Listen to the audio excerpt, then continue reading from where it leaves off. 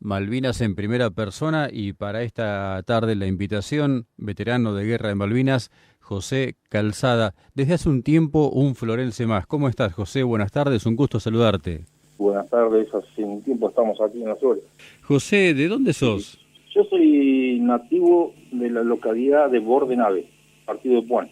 Ahí desarrollaste tu vida hasta qué tiempo más o menos. Y yo estuve prácticamente toda mi vida ahí Ajá. hasta que hice el servicio militar. ¿Dónde te tocó el servicio militar? El servicio militar me tocó en la base Puerto Belgrano. La instrucción ahí en Campo Sarmiento, Sí. fue de la Jurada de la Bandera en el año 81. Ujú. Del 9 de julio del año 81, bueno, nos dimos el destino. Eso se dividía en tanda, bueno, el que entiende un poco sabe. Claro, Yo de la cuarta tanda, la última tanda de ese año. claro, la Armada incorporaba por tandas, ¿verdad? Correcto, sí, sí. Primera, segunda, tercera y cuarta. Yo era la cuarta tanda. Era la última del año. Bueno, y me tocó como destino el portaaviones. Como soldado conscripto, el destino fue el portaaviones 25 de mayo. Correcto, sí, sí. ¿Imaginabas que podía tocarte alguna vez ser parte de la dotación del portaaviones? No. No, porque, bueno, ahí cuando estás en instrucción en Campo Sarmiento te van tomando datos y las cosas que sabes hacer, los estudios que tenés, y de Ajá. acuerdo a eso después te dan los destinos. Ujú. Y bueno, me tocó, ni idea que me iba a tocar ahí, pero bueno, llegó el momento del destino 2 días antes y sabíamos a dónde teníamos que ir. Claro. Así que bueno, como al portaaviones ahí. ¿Y cómo fue la instrucción en el portaaviones? ¿Cómo fue hacer el servicio militar en el portaaviones? Y es complicado porque, o sea, complicado. La adaptación es complicadísima Ujú. porque hay que aprender muchas cosas. Dentro del portaaviones hay departamentos. Yo estaba en el departamento de control de avería, me tocó a mí. Ajá. Bueno, éramos 25, 30 más o menos, éramos más los cabos y los oficiales y los suboficiales. Sí. O sea, el destino era ese que en realidad eso le enseñan en instrucción, bueno, el funcionamiento del barco en sí en general y después, bueno, el control de averías y de achique. O sea, si hay alguna avería importante o un caso de catástrofe, cómo achicar, hacer un lugar estanco, todas esas cosas. Sería tratar de salvar la situación lo más que se pueda, de achicar la avería para que el buque siga medianamente Exacto. operativo. Exacto, sí, sí, sí, Ujú. totalmente. Y sí, la parte me tocó a mí y después, bueno, en navegaciones, las primeras navegaciones de placer, que se le llama vulgarmente en este momento. Después nunca pensamos que íbamos a ir que no iba a tocar lo que nos tocó, pero Claro. la navegación de placer, bueno, se aprende mucho cosas, el sistema, como el funcionamiento del barco en sí, y después cómo cubrir un puesto de combate, un puesto de abandono, generalizarse con todo, ¿no? Porque no Claro. es un pueblo. Claro. ¿Qué dotación tenía el ARA 25 de mayo? Y normalmente eran entre 700 a 900 personas y bueno, cuando nos tocó zarpar para Malvinas éramos 1200, algo así. Ustedes estaban en la parte de control de avería y tienen vínculo con los demás, con los de los otros departamentos, comparten situaciones, comparten momentos, o cada grupo es por sí aparte. Cada uno cumple su función. Había herrería, el departamento de control de avería, bueno, lo que Ajá. me tocaba a mí, había carpintería, cerrajería, había que ir a reparar, qué sé yo, tuberías, que es lo que hacía yo, de alta presión, porque cuando se operaba por los aviones hay tubería de alta presión por los vapores, Claro. por las calderas, quiero decir. Sí, sí, sí. Había que ir a hacer a sala de máquina, bueno, donde nos mandaran, ¿no? Ujú. Y bueno, después están los que están en el hangar, los que mueven los aviones, los helicópteros y todas esas cosas, los pertrechos dentro del hangar. Después están los operarios en cubierta de vuelo. Cada uno tiene su función. Claro, esos son los que hacen los movimientos para el aterrizaje y el despegue de los aviones, ¿sería? Correcto, correcto. Bien, Sí, sí, sí. bien. A veces cuando salíamos a alta mar había que fondear y mantener el rolido del barco, la estabilidad del barco. Claro. Por ahí hay que pasar agua de una bomba, de un tanque a otro para mantener la estabilidad, de acuerdo al peso que tuviera en cubierta, si estaba más a estribor que a babor, para mantenerlo estable, ¿no? Claro, porque convengamos que el 25 de mayo era un barco enorme. ¿Qué dimensiones tenía?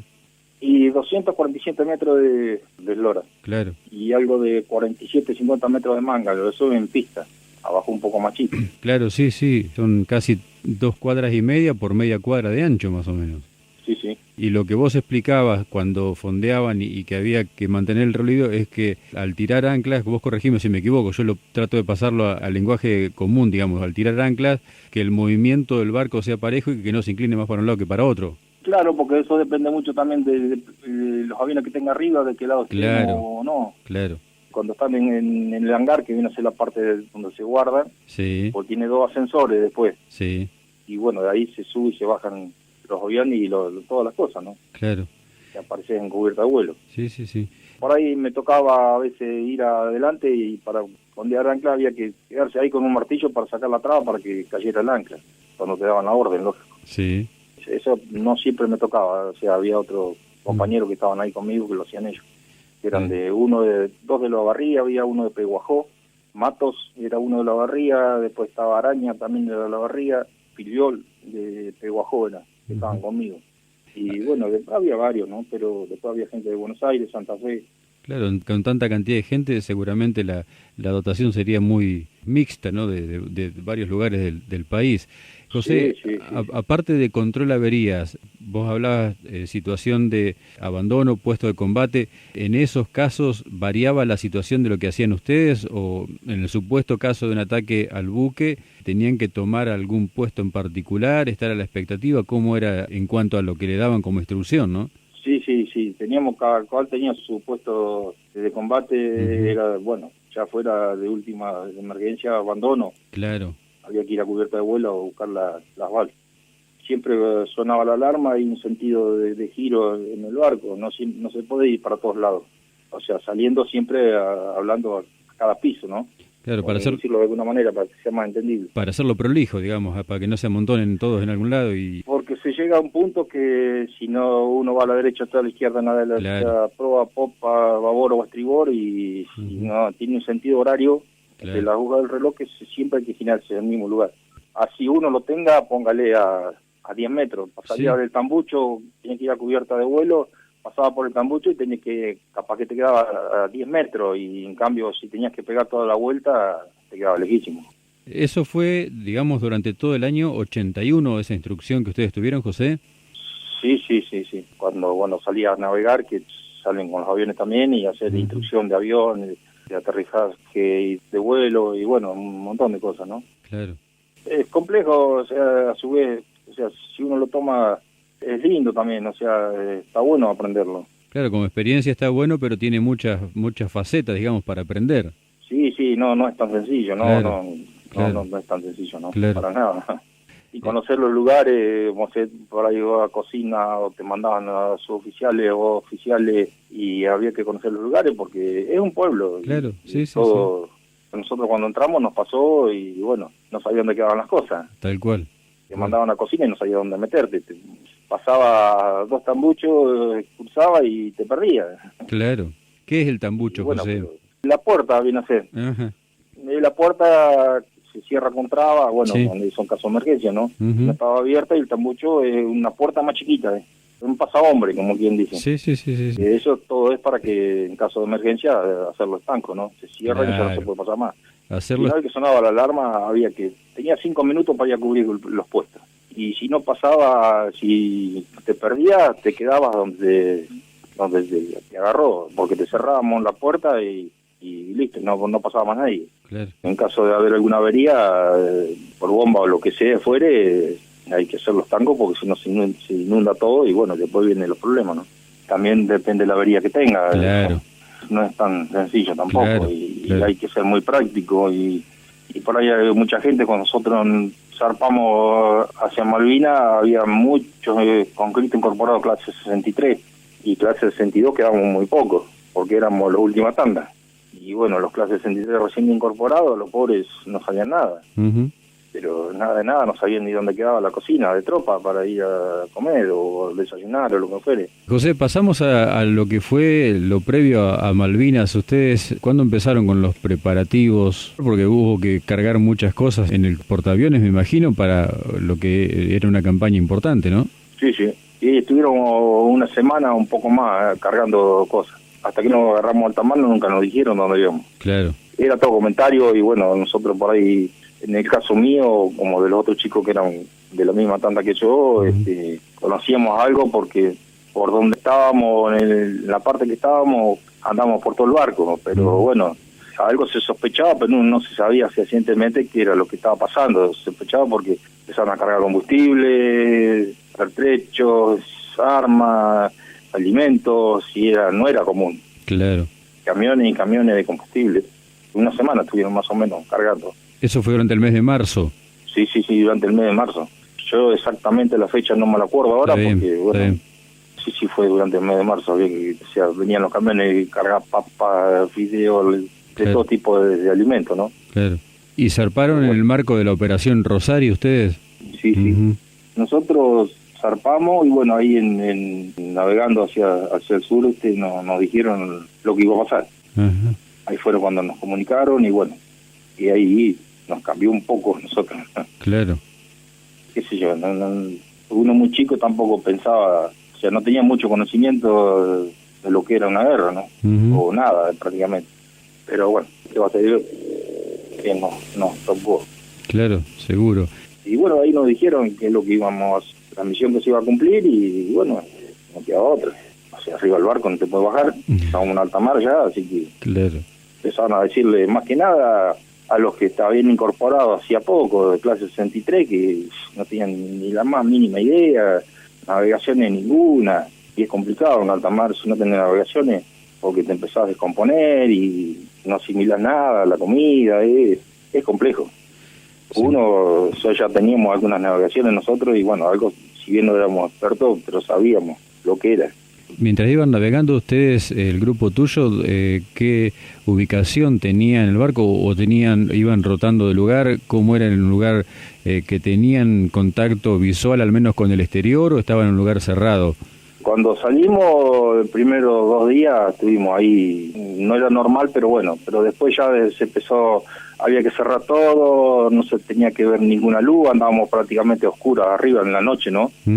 Todo bien cerrado, no te dejaban nada, no se podía hacer, no te vayan a enganchar fumando o algo así, el que fumaba, porque era complicado. Sí. Explicaban ellos, dice, la pitada del cigarrillo, dice, cuando vos la ves, dice, de otro barco se ve de varios kilómetros. Dice, bueno, era todo así. O sea, todo muy silencioso, todo cerrado, porque ya ahí sí que había que cerrar todo, no se podía dejar nada abierto.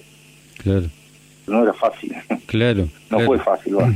Como parte de esa salida rumbo a Malvinas, ¿tenés idea más o menos hasta dónde fue el portaaviones? ¿Estuvieron cerca de las islas ustedes en ese 2 de abril? ¿Cómo lo vivieron ustedes? Había un muchacho cerca del pueblo mío ya, que yo lo conocía, que era electricista aeronáutico. Y bueno, tenía mucho contacto con él. Él lo incorporaban, o sea, subía al buque a navegar cuando salíamos nosotros con los aviones, entonces como era electricista aeronáutico. Y bueno, y él más o menos tenía algo de información. Entonces dice, yo te voy a avisar, dice, cuando estemos cerca de Malvinas. Bueno, le digo, no hay problema, y quedamos así. Y él, claro, él estaba en otro área, no estaba con nosotros. Y cuando el 2 de abril a las 6 de la mañana ya estamos frente a Malvinas. Dice, mira, ya está Malvinas, dice, pero no salga a cubierta, dice, porque, dice, no se ven, dice, había mucha nieblina, claro. No se veía nada, prácticamente. Mucha bruma, muy bajo, ¿no? Visibilidad había, prácticamente nada se veía, dice. Yo cuando se pueda ver algo, dice, yo te aviso. Y bueno, y a las 11:30 de la mañana se alcanzó a ver algo.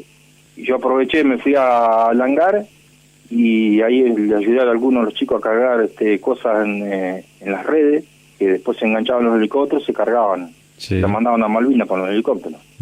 Y bueno, ahí me metí ilegalmente, pero bueno, claro. Yo quería ver. Subí a cubierta por el hangar y ahí las vi, sí, 11:30, 12 de la mañana, era más o menos, sí, 2 de abril, se veía.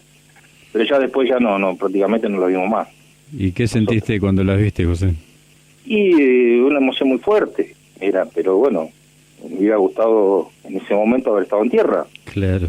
Pero bueno, es donde me tocó el destino y después ya las cosas ya después no eran lo mismo. Se tomaba con más seriedad todo, o sea, lo primero era más, como quien dice, más light. pero después ya no, ya era distinto, estaba todo complicadísimo.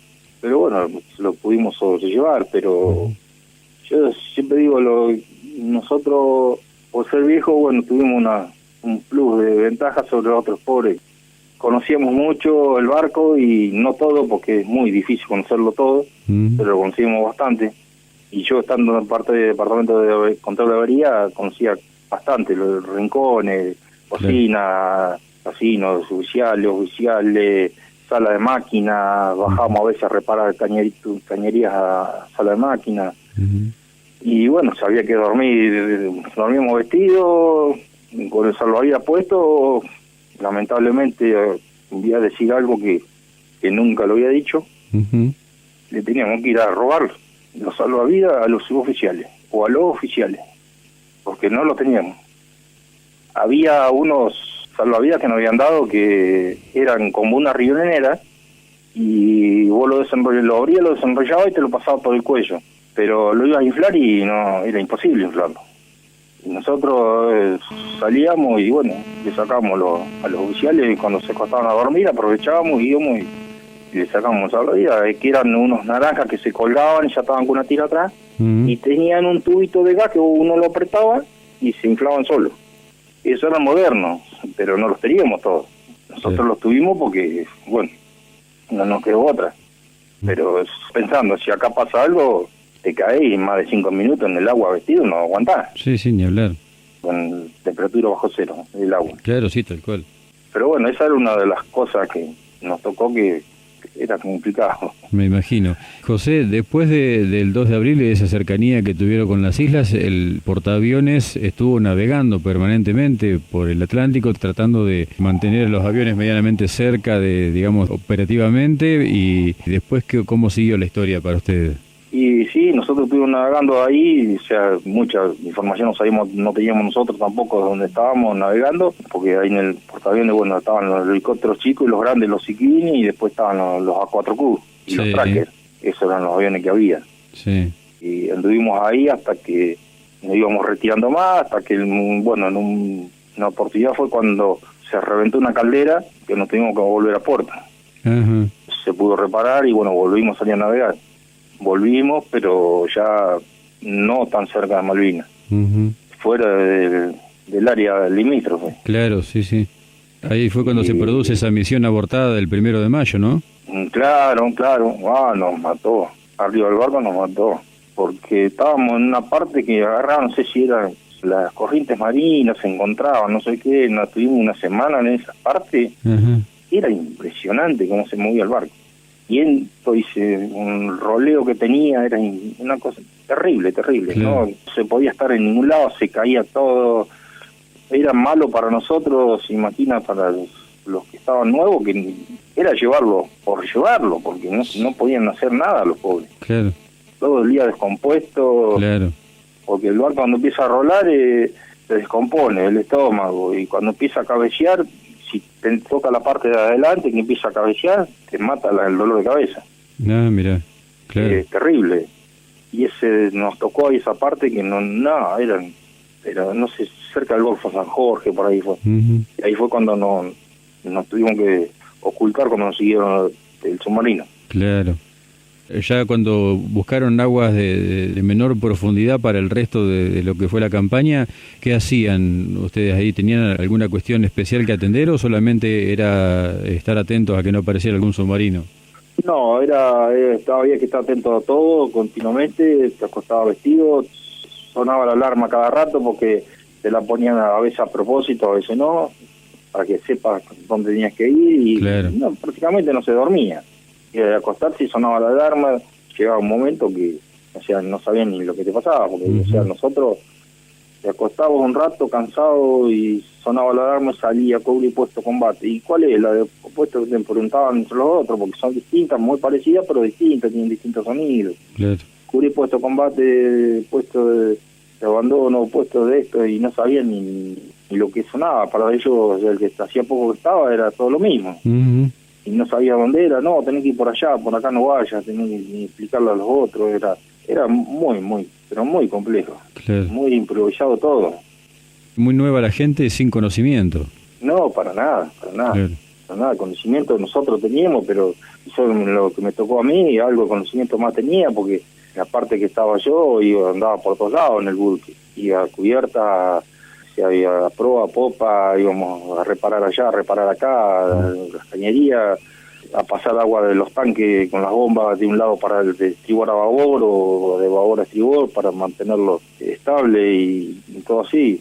Teníamos una oficina ahí al lado de donde dormíamos nosotros, el sollado que se llama, donde dormíamos, y ahí estaban todos los controles del mantenimiento del buque, claro, de los fluidos y de toda la combustible y todo eso. Sí, sí, sí. Donde había más combustible, pasarlo para el otro lado, y de tanque pasarlo para el otro. Ya teníamos a cargo el suboficial Acosta nosotros. Uh-huh. Muy buen tipo. No, parecía militar. Ah, mira. Sí, nada, muy buen tipo. Suele pasar. A estar con él era como trabajar, tener un trabajo. No así, con cambio con algunos otros, ¿no? Bueno, hubo de todo. Sí, sí, sí, claro. Después teníamos al Cabo López, que eso no me voy a olvidar nunca, me quedó grabado de por vida, no va a quedar grabado. El Cabo Segundo López, un cabo chiquitito, ¿no? Le decía a los otros que recién habían llegado, los clases 63, le explicaba dónde tenían que salir para ir a cubierta de vuelo, en caso de abandono, ir a la balsa. ¿Cuál era la balsa? Y le decía, acá dice, no hay que enloquecerse, no esto, no el otro, acá las locuras hay que dejarlas, no se van a poner nerviosos, porque yo tengo esto acá al costado y tocaba el revólver, dice, yo lo mato, si no se puede. ¿Qué? Nosotros teníamos una bronca encima. Me imagino. Porque, digo, esto hay que agarrarlo y tirarlo al agua y listo, llegado a casa. Qué bárbaro. Lo habíamos hablado con otros chicos, ¿no? Con compañeros míos. Porque no, los pobres estaban asustados, le iba a decir eso, chao. Sí, ni hablar. No sabían ni qué hacer los pobres. Ni hablar. Por eso digo, ya está, nada que ver con el Cabo Costa, que fue el que mismo, o sea, que estamos a cargo de él, ¿no? Uh-huh. Fue una suerte tenerlo de jefe, digamos, ¿no? En cierta forma. Sí. Había que cumplirlo, lógico, claro, ¿no? Sí, obvio, sí. No tenía problema, trataba de usted, nosotros los otros no podíamos tratar de usted. Claro. Por su nombre y por el rango. Sí. José, ¿hubo algún hecho especial para destacar durante todo ese tiempo, antes de la rendición? ¿Cómo se enteran ustedes de la rendición? ¿Dónde estaban? ¿Si ya habían vuelto a puerto o todavía seguían navegando? Y nosotros estábamos regresando a puerto cuando la rendición, porque ya se veía venir. O sea, todos los comentarios eran arriba del buque, ¿no? Pero sí, otro hecho nosotros no tuvimos. Uh-huh. Dentro de todo, nosotros si bien algunas cosas sufrimos, las pasamos malas y claro. Hay chicos, le digo yo, camaradas de la época mía han pasado muy mal, peor que yo, pero por lejos, ¿no? Sí.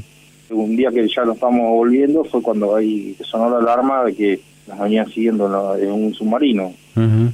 Nunca subimos si fue cierto o no, y veníamos como relajados ya, que ya estaba, se armó un desbande arriba del buque, que terrible, porque estábamos así como tranquilos, pero claro. Que después, bueno, dijeron que no, qué sé yo, bueno, no sé si fue para que nos calmáramos o qué, pero bueno. ¿Y hasta cuándo seguiste incorporado, José?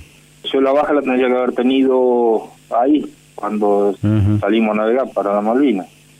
Ya tenía que haber salido yo porque ya estaban incorporados la primera tanda al 63. Claro. Y ya no tenía que haber dado de baja.